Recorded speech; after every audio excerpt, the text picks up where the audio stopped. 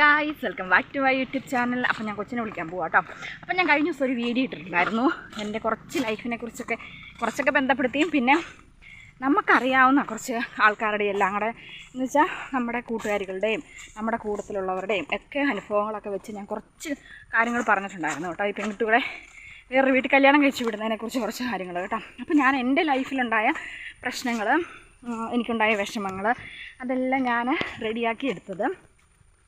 നമ്മളെ ആരും ശരിയാക്കാൻ വരില്ല കേട്ടോ, നമ്മൾ തന്നെ ശരിയാക്കി എടുക്കണമെല്ലാം. അതെന്ന് പറയുകയാണെങ്കിൽ നമ്മൾ എവിടെയെങ്കിലും എല്ലാവരും പറയും രണ്ട് കൈയും കൂട്ടിയിടിച്ചാലാണ് എന്താ പറയുക ഒച്ച കേൾക്കുകയുള്ളൂ, നമ്മൾ ക്ഷമിച്ച് കഴിഞ്ഞാൽ നമുക്ക് പകുതി പ്രശ്നങ്ങൾ നമുക്ക് അവിടെ തീരും എന്നൊക്കെ പറഞ്ഞാലും അവിടെ അതൊന്നും തീരാൻ പോവുകയില്ല. നമ്മൾ എവിടെ ക്ഷമിച്ച് എവിടെ തലകുനിച്ച് നമ്മൾ കൊടുക്കുന്നുവോ അവിടെ നമ്മൾ ചവിട്ടിക്കയറാനൊരു സ്ഥലമാക്കിയാണ് എല്ലാവരും അതിനെ എടുക്കുകയുള്ളൂ. അപ്പോൾ നമ്മൾ തോളി ചരിച്ചൊന്ന് കൊടുത്തു, അവരുടെ റൂമിലൊന്ന് താന്നേക്കാം, സാരമില്ല പോട്ടെ എന്ന് വെച്ചാൽ അവരത് ചവിട്ടി കയറാനുള്ള ഒരു പടിയായിട്ട് അവർ ഉപയോഗിക്കുകയുള്ളൂ. പിന്നെ നമ്മളെപ്പോഴും ഒരു ചവിട്ടുപടിയായിട്ടിരിക്കും കേട്ടോ.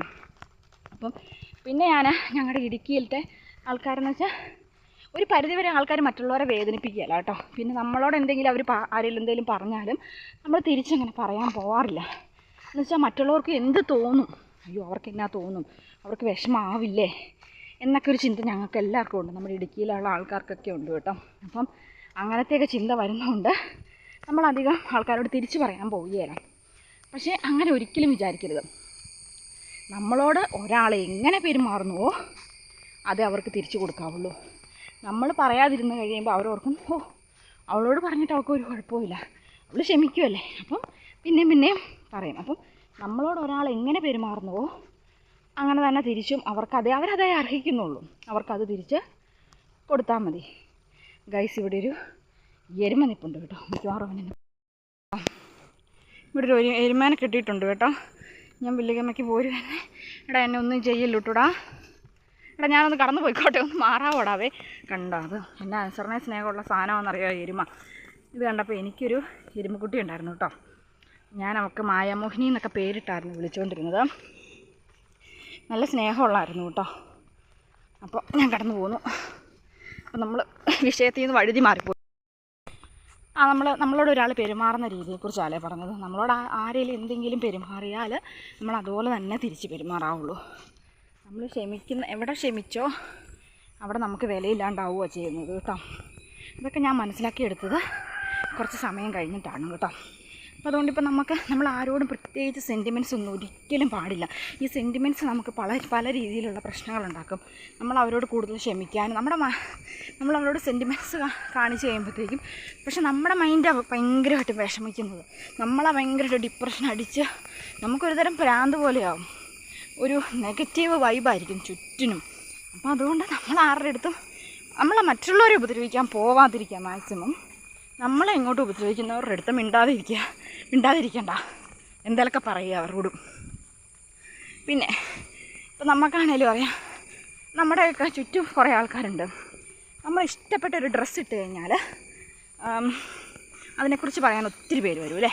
സ്വാഭാവികമായിട്ടും ഞാനൊരു കറുത്തായിരിക്കുന്നത്. ഈ കറുത്തതായതുകൊണ്ട് ഞാൻ ഏത് ഡ്രസ്സ് ഇട്ടാലും എനിക്ക് വലിയ ചേർച്ചയൊന്നുമില്ല കേട്ടോ.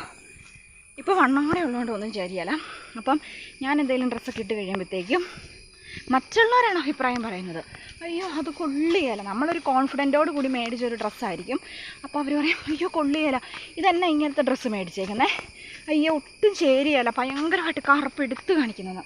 ഈ പറയാൻ എന്ത് യോഗ്യത മറ്റുള്ളവർക്കുള്ളതെന്നാണ് എനിക്ക് ചോദിക്കുന്നത്. കാര്യം ഏത് ഡ്രസ്സ് ഇടണം എന്നുള്ളത് നമ്മുടെ അവകാശമാണ്. നമ്മളാണ് തീരുമാനിക്കുന്നത് നമുക്ക് ഏത് ഡ്രസ്സ് വേണം, ഞാൻ എന്തിടണം, ഞാൻ എന്തിട്ടാൽ ഞാൻ കോൺഫിഡൻ്റ് ആയിട്ടിരിക്കും. അപ്പം നമ്മൾ പറഞ്ഞോളുക, അയ്യോ പിന്നെ നമ്മൾ എവിടെയെങ്കിലുമൊക്കെ ഫംഗ്ഷന് പോകാൻ ഇറങ്ങി നിൽക്കുമ്പോഴൊക്കെ ആയിരിക്കും ആരെങ്കിലൊക്കെ ഈ ഏകദേശം ഒരു 10-60 വയസ്സിന് മണ്ടയിലുള്ള ചെറിയ അമ്മച്ചിമാരായി ഈ സൂക്കേടുമായിട്ട് നമ്മുടെ അടുത്തേക്ക് വരുന്നത്. അവരോട് പറഞ്ഞേക്കാം, അതെ എൻ്റെ ഇഷ്ടം, അമ്മച്ചിയുടെ ഇഷ്ടത്തിന് ഇടണമെങ്കിൽ അമ്മച്ചി ഇങ്ങ് മേടിച്ച് തന്നേരെ, ഏത് കളർ വേണമെങ്കിലും മേടിച്ച് തന്നു, ഞാൻ ഇട്ടോളാം. ഇത് ഞാൻ എൻ്റെ ഇഷ്ടത്തിന് ഞാൻ കാശ് കൊടുത്ത് മേടിച്ച സാധനം അത് ഞാനിടും എന്നങ്ങ് മുഖത്ത് നോക്കി അങ്ങ് പറഞ്ഞേക്കുക. അങ്ങനെ കുറച്ച് കാര്യങ്ങൾ നമ്മൾ ക്ഷമിക്കാം. അന്നേരം അവർ ഒരു പേരിടും, നമുക്ക് അഹങ്കാരി എന്ന് പേരിടും.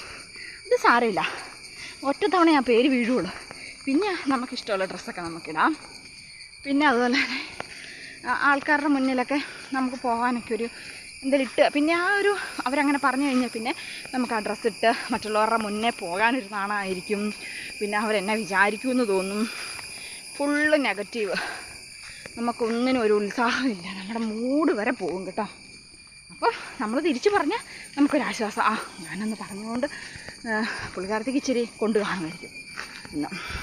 അപ്പോൾ അതൊക്കെ എൻ്റെ ലൈഫിൽ ഇങ്ങനെ കടന്നു പോയിട്ടുള്ളതുകൊണ്ട് എനിക്ക് നല്ലപോലെ അറിയാം കേട്ടോ. കുറേ അന്ധവിശ്വാസങ്ങളും കുറേ കാര്യങ്ങളൊക്കെ നമ്മുടെ ലൈഫിന് ഒത്തിരി ബാധിക്കുന്നുണ്ട്. ഇത്രയൊക്കെ ഉള്ളൂ കേട്ടോ. ഞാൻ കുറേയൊക്കെ അങ്ങനെ ഇപ്പോൾ എന്നോട് എന്തെങ്കിലും പറയുന്നവരുടെ അടുത്ത് ഞാൻ നല്ലത് തിരിച്ച് പറയും. അപ്പം വലിയ പ്രശ്നമൊന്നുമില്ല. അപ്പോൾ ഇത്രയേ ഉള്ളൂ കേട്ടോ ഇന്നത്തെ വീഡിയോ.